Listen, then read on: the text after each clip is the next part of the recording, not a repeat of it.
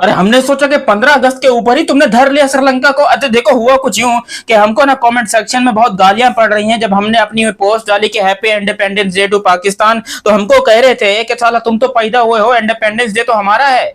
मतलब इंडिया वाले समझ रहे हैं कि पाकिस्तान तो है ही नहीं, मतलब पाकिस्तान तो पैदा हुआ, पाकिस्तान तो बना ही नहीं। अरे भैया इंडिपेंडेंस डे का क्या मतलब होता है? पैदा होना में और आजाद होने में फर्क का है, ये हमका भी समझाए दो। हम पाकिस्तान से हैं, यहाँ बैठकर हम आजादी मना रहे हैं, सारा हमारा सारे आजादी का गुड़गोबर कर रहे हैं। हमारे कमेंट सेक्शन में लोग आगे कह रहे हैं कि तुम साले पैदा हुए हो, आजाद तो हम लोग हैं। तो हम क्या यहाँ चने बेच रहे हैं? नहीं, हम यहाँ पर आम के पेड़ पे लटके हुए हैं या हम खजूर तोड़ने के काम पे लगे हुए हैं? अरे हम भी आजाद हैं। खुदा का वास्ता हमको ये दोबारा ताना मत दो, हम रो रो के बुरा हाल कर चुके हैं। ऊपर से तुम्हारी क्रिकेट टीम 15 अगस्त के दिन आज श्रीलंका के खिलाफ खेलने के लिए उतरी, 2 ही विकेट गिरी है और टारगेट कितना, मतलब रन कितने बना दिए? 288। श्रीलंका वाले तो शुक्र अदा कर रहे होंगे कि भैया जी यहाँ पर 17 ओवर कम डालने पड़े। अगर पूरे 90 ओवर हमें डालने पड़ जाते तो इंडिया ने तो कोई 350 400 रन मार देने थे पहले ही दिन के ऊपर, और लिटरली हो भी जाते अगर यहाँ पर ये ओवर्स पूरे होते। सिर्फ 73 ओवर का खेल हुआ है भाइयों। खैर मैच के बारे में डिटेल में बात करते हैं, लेकिन अभी तक आपने चैनल सब्सक्राइब नहीं किया तो सब्सक्राइब करो, और सब्सक्राइब करते साथ ही बेल आइकन दबाओ, और फेसबुक पर देख रहे हो तो फॉलो वॉलो भी कर लो। हुआ कुछ यूं कि यहाँ पर इंडिया ने आज यहाँ पर पहले बैटिंग करी, बल्लेबाजी करी, और इवन आधे से ज्यादा हिंदुस्तान चाहता भी यही था कि इंडिया पहले बैटिंग करे। क्यों? क्योंकि 15 अगस्त था, सबके अंदर एक अलग ही जोश जज्बा जुनून था कि भाई देश वाला दिन है, आज आजादी का दिन है, भैंस के टांग कूद पड़ो, फाड़ डालो श्रीलंका को, और यहाँ पर सेंचुरी पे सेंचुरी बनाओ। और सबने अच्छी परफॉर्मेंस दी है। ऑन अ सीरियस नोट, वो जो पहला रन आउट हुआ था वो बड़ा एक अजीबो गरीब सा रन आउट हुआ। इवन वहां पर थोड़ा सा स्पिरिट ऑफ द क्रिकेट वाला भी मामला थोड़ा नर्भसा गया कि भैया जब मतलब वो बॉलर जो है वो बिल्कुल कूद गया, उसके जायसवाल के पांव में कूदा ना, मेरे ख्याल जायसवाल के पांव में कूद गया, और फिर उधर से केएल राहुल आ रहा था, या केएल राहुल आ रहा था जायसवाल के पांव, मतलब समथिंग लाइक दैट, कुछ ऐसा ही हुआ। वहां पर थोड़ा सा स्पिरिट ऑफ द क्रिकेट वाला मामला हो गया। हालांकि इससे पहले हमने देखा है कि अक्सर औकात के ऊपर जो फील्डर होते हैं या फील्डिंग कैप्टन जो होता है वो प्लेयर को बोल देते हैं कि भाई वापस आ जा, हम ये रन आउट जो है वो विदड्रॉ कर रहे हैं, हमें ये विकेट नहीं चाहिए। मगर ऐसा नहीं हुआ यहां पर। अब हुआ क्या है देखो, यहां पर इंडिया ने पहले बल्लेबाजी करी, 288 रन पे 2 विकेटें इंडिया की गिरी हुई हैं, यानी कि मैच तो ऑलरेडी डिसाइड हो चुका है, रिजल्ट आपके सामने आ चुका है कि इंडिया ये मैच जीत चुका है। ये अब आगे जो मैचेस होंगे ये जस्ट फॉर्मेलिटी के लिए हो रहा है, ठीक है। अब यहां पर जायसवाल भाई साहब ने 32 रन स्कोर किए, 37 बॉलों में, स्ट्राइक रेट था 86 का, 86 का स्ट्राइक रेट था ये टेस्ट क्रिकेट के अंदर। क्या गजब की बारी खेली है भाई जायसवाल ने। मैं तो जितनी भी तारीफ करूं यहाँ पर कम है जायसवाल भाई की। 5 चौके बाय द वे लगाए हैं जायसवाल भाई ने, और उसके बाद केएल राहुल साहब रिटायर्ड हर्ट होकर चले गए। यानी कि अब मुझे नहीं पता कि बददुआ लगी या क्या हुआ, लेकिन भाई जो है ना थोड़ा जख्मी वख्मी हो गया, इंजर्ड होकर चला गया। 162 बॉलों में जो है यहाँ पर 77 बनाए केएल राहुल ने। अच्छा ये अगर फिट हो गए, क्योंकि आउट नहीं हुआ अभी तक बाय द वे, ये मैं आपको बता दूं, ये बैटिंग के लिए दोबारा आ सकते हैं, यही से शुरुआत कर सकते हैं जहां पर ये अभी बैटिंग कर रहे हैं। अभी से शुरुआत मतलब, लेकिन अभी वो इंजर्ड है, आई डोंट नो कि वो आते नहीं आते, वो आप लोग मुझे कमेंट सेक्शन में ठोक दीजिएगा कि भैया वो आ रहे हैं कि नहीं आ रहे।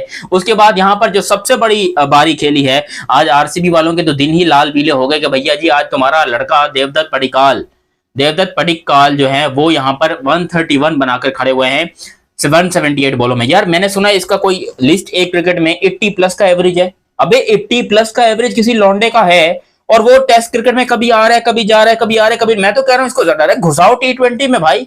ये तो आरसीबी की तरफ से भी बड़ा शानदार खेल रहा था आईपीएल के अंदर, फिर इसको काहे को इतना बाहर बिठाया हुआ था मक्खन मलाई लगा के। यहाँ पर 131 बना है, पहले दिन के ऊपर अपनी सेंचुरी कंप्लीट कर चुके हैं, एक छक्का और 12 चौकों की मदद से 178 बॉलों में 73 के स्ट्राइक रेट के साथ देवदत्त पडिक्काल साहब अभी भी बैटिंग कर रहे हैं, मौजूद है बैटिंग के ऊपर। बंदे के पास मौका है डबल सेंचुरी मारने का, और कल के दिन में अगर ये बैटिंग कर सकता है तो भाई आपको डबल सेंचुरी से, अगर ये खड़ा रहा नॉट आउट, तो डबल सेंचुरी से बहुत आगे बढ़ता हुआ भी दिखाई दे सकता है। देखो मैं किसी और मामले की तरफ इशारा नहीं कर रहा हूं, जिस तरफ आप जान रहे हो कि 3 मतलब ट्रिपल विपल, देखो वो हो गया तो अलग बात है, मगर मैं उस तरफ अभी नहीं जा रहा उस बात पे के ऊपर, क्योंकि बहुत जल्दी नहीं बोलना चाहिए, कभी कभी पनौती भी हो जाता हूँ। तो यहाँ पर भाई 131 बनाकर खड़े हुए। शुभमन गिल ने भी आज सिर्फ 16 रन स्कोर किया, हालांकि वो कप्तान है, वो उनके ऊपर प्रेशर भी ज्यादा था, 28 बॉलों में 16। जबकि ऋषभ पंत साहब जो है वो एक छक्का 3 चौकों की मदद से 36 गेंदों में 27 रन बनाकर 75 के स्ट्राइक रेट से अभी भी बैटिंग कर रहे हैं। इंडिया इस टाइम के ऊपर फुल्ली तौर के ऊपर डोमिनेशन मोड में है, और लिटरली अगर आप रन रेट को भी देखते हो तो ऑलमोस्ट 4 का रन रेट चल रहा है। टेस्ट क्रिकेट चल रही है भाई साहब ये।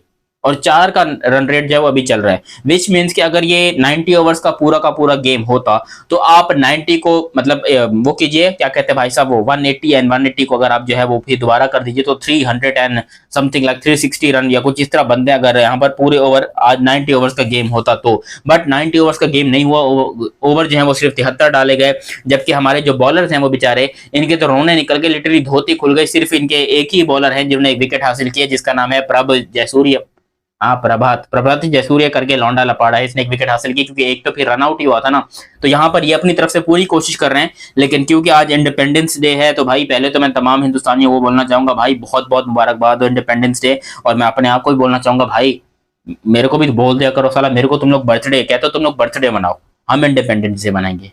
ये हाथ जुड़े भाई, हमको भी थोड़ा मनाने दो, हमको भी थोड़ा खुशियां मनाने का हक है। अच्छा, यहाँ पर इन्होंने तो अपना काम कर दिया, दूसरी तरफ पाकिस्तान क्रिकेट टीम ने बहुत गंदे तरीके से हक दिया, क्योंकि मैच तो देखो इंडिया का भी हो रहा है, पाकिस्तान का है वार्म अप मैच हो रहा था। हमें लग रहा था कि भैया जी हो सकता है पाकिस्तान जो है वो थोड़ा प्रैक्टिस कर ले अच्छे तरीके से, ये हो जाए वो हो जाए, लेकिन भाई ऐसा नहीं हुआ। पाकिस्तान बड़े गंदे तरीके से एक्सपोज हुआ, किनके सामने?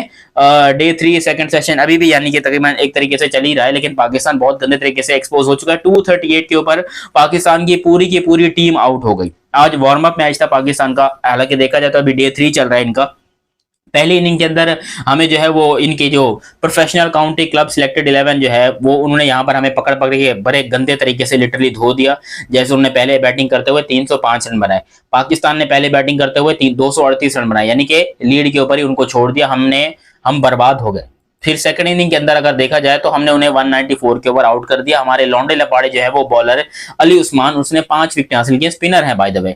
उसके बाद यहाँ पर भाई पाकिस्तान की सेकंड इनिंग के अंदर अभी बैटिंग जारी है, इमामुल हक और सऊद शकील जो है वो बैटिंग पर मौजूद है। 175 रन मजीद चाहिए पाकिस्तान को जीतने के लिए, जो कि नामुमकिन है, इम्पॉसिबल, ऐसा हो ही नहीं सकता कि पाकिस्तान ये मैच जीत जाए। है जो भी हो, लेकिन इंडिया जो है वो अपना मैच जीत, ऑलमोस्ट आप कह लो जीत हो चुका है, क्योंकि अब कुछ रह ही नहीं गया भाई मैच के अंदर, और करना क्या है। मैच ऑलरेडी आप समझ लो कि इंडिया के पक्ष में आ चुका है, तो बहुत बहुत मुबारकबाद हो। बाकी देवदत्त पडिक्कल के बारे में इतना बोल सकता हूं कि भाई ये बंदे को बहुत अंडर एस्टिमेट किया जा रहा है। ये बंदा जितना टैलेंटेड है, जितना इसके अंदर जज्बा, गूदा, जुनून सब कुछ मौजूद है, ये बंदे को यूटिलाइज नहीं किया जा रहा। अगर अभी आप देवदत्त पडिक्कल की बात करते हो तो उनकी एज भी कोई बहुत ज्यादा नहीं है, आरसीबी की तरफ से खेल रहे हैं। हालांकि देखा जाए तो लोग कहते हैं कि भैया देवदत्त पडिक्कल का वो पॉपुलैरिटी नहीं है, ये व्यूअरशिप नहीं लेकर आते। अरे भाई तुमने व्यूअरशिप का अचार डालना है, जब तुम्हें वो इंडिया को जिता रहा है, वो अच्छा मैच खेल रहा है। अभी अगर मैं आपको उसकी एज या पिछले कुछ मैचेस भी इनफैक्ट आपको मैं बता दूं तो उस मैचेस के अंदर भी उसने देवदत्त पडिक्कल साहब ने बड़ी जबरदस्त किस्म की जो है वो परफॉर्मेंस दिखाई है। अब यहाँ पर देवदत्त पडिक्कल मैं प्रोफाइल के ऊपर ये क्लिक कर रहा हूँ, इस बंदे की उम्र है सिर्फ और सिर्फ 26 साल, सेम मेरी एज का है, ठीक है, 26 साल इसकी उम्र है। और इसकी अगर आप रिसेंट बारियों की बात देखते हैं तो टेस्ट क्रिकेट के अंदर ये बंदा शानदार चल रहा है, अब तक शानदार चल रहा है। एवरेज भी इसकी अब तक टोटल 73 की है, सोचो 73 की एवरेज के साथ ये बंदा अभी भी प्रोफेशनल टेस्ट क्रिकेट में ये बंदा बैटिंग कर रहा है। जितनी तारीफ करें वो कम है इस बंदे की, जितनी तारीफ करें कम है इंडिया की कि अपने टैलेंट को कम से कम मौका दे रहे हैं। बाकी आज के दिन के मुताबिक आप लोग की क्या राय है, अपनी राय कमेंट सेक्शन में दीजिएगा। अभी तक आप लोगों ने चैनल सब्सक्राइब नहीं किया तो सब्सक्राइब कीजिए और बेल आइकन दबाइए। मिलते हैं बहुत ही जल्द अगली वीडियो में, तब तक के लिए आप मुझे दीजिए इजाजत। अल्लाह हाफिज एंड लव यू हो गया, बाय बाय।